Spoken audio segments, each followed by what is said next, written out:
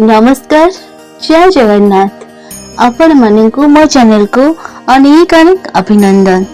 श्रीमद् भगवद गीता मुख्य संन्यास योग सहजं कर्म कौन्तेय सदस्यमपि न त्यज्यते सर्वारंभा हि दोषेण धूमेनाग्निरिवावृताः।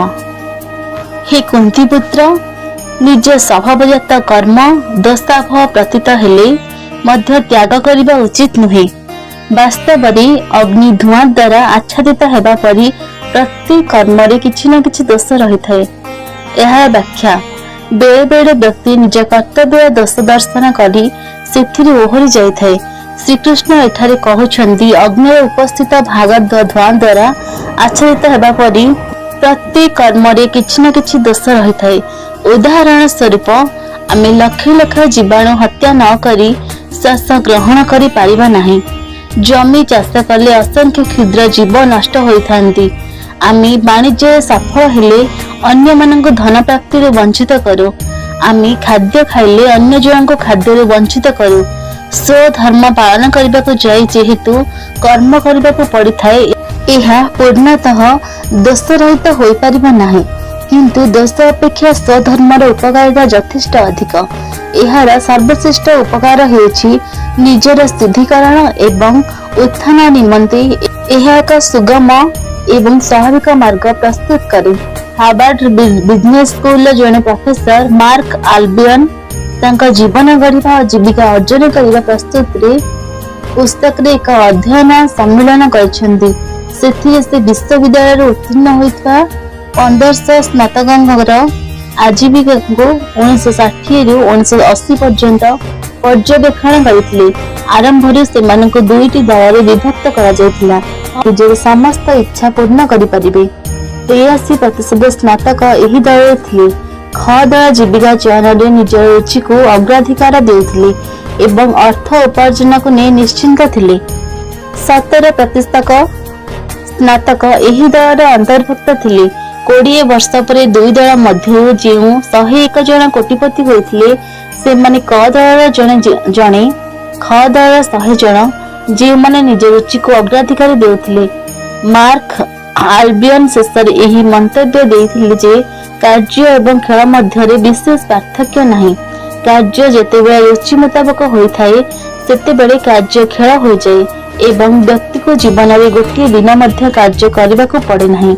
श्रीकृष्ण अर्जुन को ताहा ही कहउछन्ती दोषयुक्त होइथिले मध्य निजर स्वभाव अनुसार कार्य करबा उचित, किंतु कार्य उत्थानकारी हेबा पई ताहा उपयुक्त चेतना रे कराजिबा आवश्यक।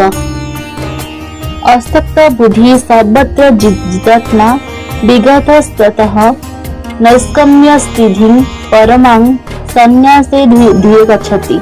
जो मानकर बुद्धि पूर्णता निलिप्त जे माने मन को बस करिथांती एवं वैराग्यर अभ्यास द्वारा कामना मुक्त होइथांती से माने कर्म रे मुक्त होई सर्वोच्च सिद्धि प्राप्त करंती।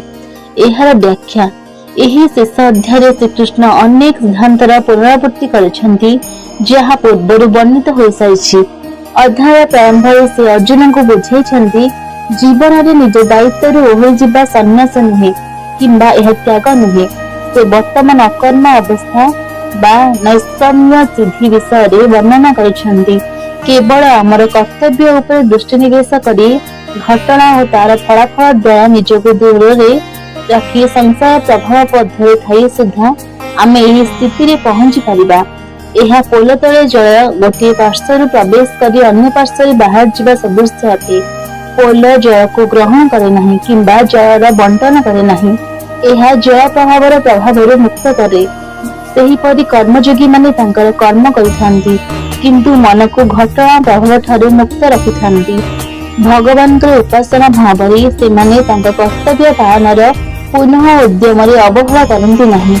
से माने कर्मर फलाफल को भगवान को हस्त रे न्यस्त करंती एवं एही परि भावरे जहा घटिले मध्य संतुष्ट एवं अविचलित रहंती।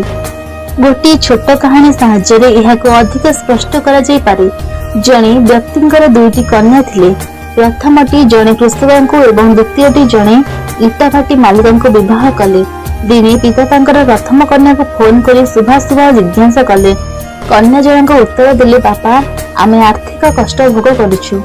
ଦୟାକରି ଭଗବାନଙ୍କୁ ପ୍ରାର୍ଥନା କରନ୍ତୁ ଯେପରି ଆସନ୍ତା ମାସ ଗୁଡ଼ିକରେ ପର୍ଯ୍ୟାପ୍ତ ବୃଦ୍ଧି ହେବ।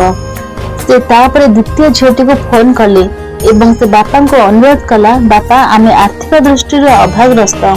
ଦୟାକରି ଭଗବାନଙ୍କୁ ଅନୁରୋଧ କରନ୍ତୁ ଏ ବର୍ଷ ବୃଷ୍ଟି କରନ୍ତୁ ନାହିଁ, ଯେପରି ଯଥେଷ୍ଟ ଖରା ପଡ଼ିବ ଏବଂ ଅଧିକ ଇଟା ତିଆରି ହୋଇପାରିବ। ପିତା ଜଣଙ୍କ ଉଭୟ କନ୍ୟାଙ୍କ ଠାରୁ ବିପରୀତ ଅନୁରୋଧ ଶୁଣିଲେ ଏବଂ ଚିନ୍ତା କଲେ, ଭଗବାନ ହିଁ ଜାଣନ୍ତି କଣ ଭଲ ଅଟେ। ତାହା ଯାହା ଭଲ ତାଙ୍କୁ ସେ କରନ୍ତି। ଏହିପରି ଭଗବାନଙ୍କ ଇଚ୍ଛାକୁ ଗ୍ରହଣ କରିବା ଦ୍ୱାରା ସାଂସାରିକ ଘଟଣାର ନିରବଚ୍ଛିନ୍ନ ସ୍ରୋତରେ ବୋଇ ରହି ସୁଦ୍ଧା ବ୍ୟକ୍ତି କର୍ମଫଳ ପ୍ରତି ଅନାସକ୍ତ ରହିଥାଏ। ସିଦ୍ଧିଂ ପ୍ରାପ୍ତ ଯଥା ବ୍ରହ୍ମ ତଥାପ୍ନୋତି ନିରୋଧଗ୍ନେ ସମାନ ସୈନୈବ ନସେବ କାନ୍ତେୟ ନିଷ୍ଠା ଜ୍ଞାନସ୍ୟ ଯାହା ପରା। ହେ ଅର୍ଜୁନ, ମୁଁ ଏତେ ସଂକ୍ଷେପରେ ବର୍ଣ୍ଣନା କରିବାକୁ ଯାଉଛି କିପରି ଜଣେ ସିଦ୍ଧିପ୍ରାପ୍ତ କରୁଥିବା ବ୍ୟକ୍ତି ତାଙ୍କର ଅଲୌକିକ ଜ୍ଞାନରେ ଦୃଢ଼ ନିଶ୍ଚୟ ରଖି ବ୍ରହ୍ମଙ୍କୁ ପ୍ରାପ୍ତ କରିପାରନ୍ତି। ତାହା ତୁମେ ଶ୍ରବଣ କର। କୌଣସି ବିଷୟର ଶାବ୍ଦିକ ଜ୍ଞାନ ତାହାର ବ୍ୟବହାରିକ ଅନୁଭବ ଠାରୁ ଭିନ୍ନ ଅଟେ। ଏପରି କୁହାଯାଏ ଯେ ଉତ୍ତମ ବିଚାର ଅତ୍ୟନ୍ତ ମୂଲ୍ୟବାନ ଅଟେ, କିନ୍ତୁ କାର୍ଯ୍ୟରେ ନ ଲଗାଇଲେ ତାହା ମୂଲ୍ୟ ପଇସାକର ଅଟେ। ଶ୍ରୁତୀୟ ପଣ୍ଡିତଙ୍କ ମୁଣ୍ଡରେ ଏ ସବୁ ଶାସ୍ତ୍ରର ଜ୍ଞାନ ଥାଇପାରେ, କିନ୍ତୁ ସେମାନଙ୍କ ଉପଲବ୍ଧ ନଥାଏ। ଅନ୍ୟପକ୍ଷରେ କର୍ମଯୋଗୀମାନେ ଦିବାରାତ୍ରି ଶାସ୍ତ୍ରଗୁଡ଼ିକର ସତ୍ୟକୁ ଉପଲବ୍ଧି କରିବା ପାଇଁ ଅଭ୍ୟାସ କରିଥାନ୍ତି।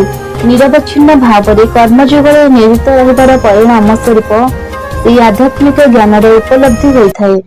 ତାପରେ ଯେତେବେଳେ ବ୍ୟକ୍ତି କର୍ମଯୋଗରେ ପରିପୂର୍ଣ୍ଣତା ପ୍ରାପ୍ତ କରି ନୈଷ୍କର୍ମ୍ୟ ସିଦ୍ଧି ବା ଅକର୍ମ ଅବସ୍ଥାରେ ଉପନୀତ ହୋଇଥାଏ, ସେହି ଦିବ୍ୟ ଜ୍ଞାନ ଅନୁଭବାତ୍ମକ ହୋଇଥାଏ।